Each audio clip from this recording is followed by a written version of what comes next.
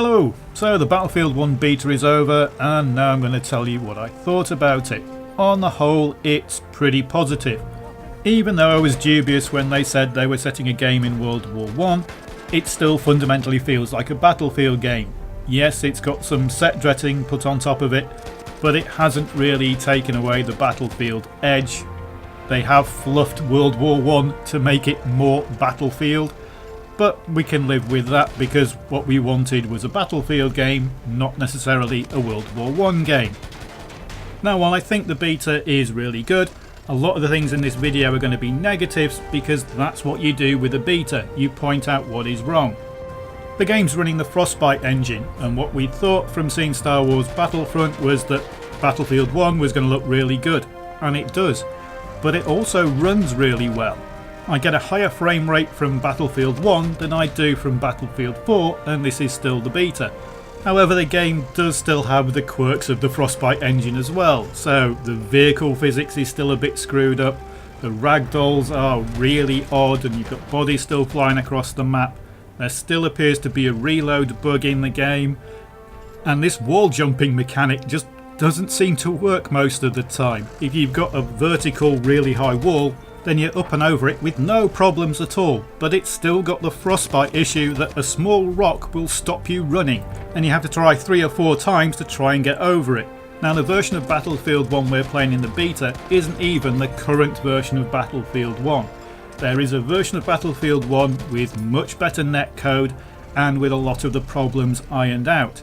Now, Battle Nonsense, who does a lot of netcode testing and who I've mentioned in the Battlefield 4 videos, has tested the netcode for this beta, and it's better than Battlefield 4's netcode, it's better than Overwatch's netcode, in fact it's probably the best netcode there is out there. But it does seem to have been turned down for this beta, especially the lag compensation, and I think that's because there aren't as many server centres as there would be if the game was live. And that accounts for why you sometimes get shot behind cover or killed by a horse that charged past you 3 seconds ago. And on the subject of horses in Battlefield 1, they're a lot of fun. The riders need a nerf though.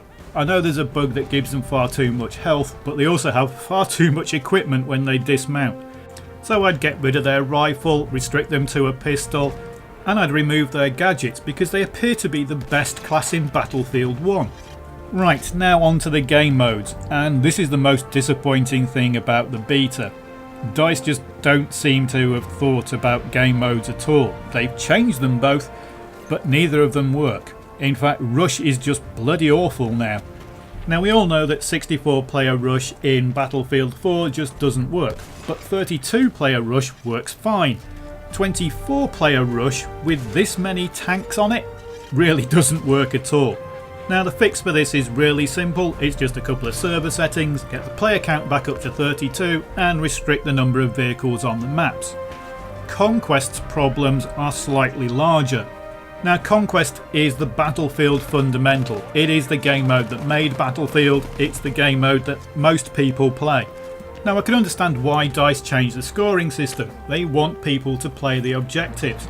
But what they've done is fundamentally change Conquest so that tactics just don't apply anymore. The number of points you get from capturing an objective is huge. I think it's 1400 points now. And I think the maximum you can get from killing a player is 120 if you do every point of damage and get the kill. So you'd have to kill 12 players to match capturing one objective. But the biggest change that really ruins Conquest is there being no penalty for dying. Deaths have no consequence for you or your team, so you can just die as many times as you want. You can redeploy as many times as you want. So why do you need tactics? Oh look, there's a tank. Well, all I'll do is zerg at it, throw my grenades and die. Then I'll just respawn, run at it again, throw some grenades and die. It doesn't matter, I can die as many times as I want with no consequence. Oh, I'm stuck on the E flag. I can't be bothered to run all the way back or get in a vehicle, so I'll just redeploy, because my death means nothing in the game anymore. But the biggest abuse of this in the game is flag hopping. So you look on the map, see that some of your teammates are about to capture a flag, you join their squad and you spawn on them. You get a load of points, you then redeploy, you look at the map, you see who else is about to capture a flag, and you spawn on them. It really is an abusable system when deaths mean nothing in a game. Personally, I'd like to see Conquest go back to the old scoring system. I think it works just fine. Most people go towards a flag and try and capture it or defend a flag because that's where the fights are and that's where the kills are. But if DICE are insistent on keeping this new scoring system and having player deaths not affect the round and having the objectives being the most important thing in the game, then you're going to have to penalise the players for every time they die. Maybe you get rid of that stupid hurry up on the respawn timer. Or maybe it costs them 50 points, which is about half of what you get for a kill every time that they die. There's got to be some way of stopping players thinking that dying or redeploying means nothing. Right, let's get on to the fun stuff and talk about the guns, because the guns in Battlefield 1 feel really good. Like all Battlefield games, the animations and the weightiness and the sounds are excellent. A minor criticism is that the guns all do feel a bit samey, so maybe they should bring back side-to-side recoil, which is something that makes the guns a bit more distinct, makes them a bit more skill-based. The sniper rifles could really do with some kind of nerf, because at the moment they just seem to shoot wherever you put the crosshairs. But those are all minor stat tweaks. The actual feel of the guns in Battlefield 1 is great. Right, so next going to move on to gadgets, because gadgets and weapons define the classes. Now the class balance is pretty good, but there is a problem with the anti-tank. The assault has got far too much of it. Now I know there's the light anti-tank grenade, but you only get one of those, and there are the K bullets, but the scouts are stuck out at range because there's no gadgets and no weapons in their arsenal that are going to bring them into the objectives. So let's go back to the classic formula and give the scouts the dynamite. And what about a light anti-tank grenade option for the medics' rifle grenades?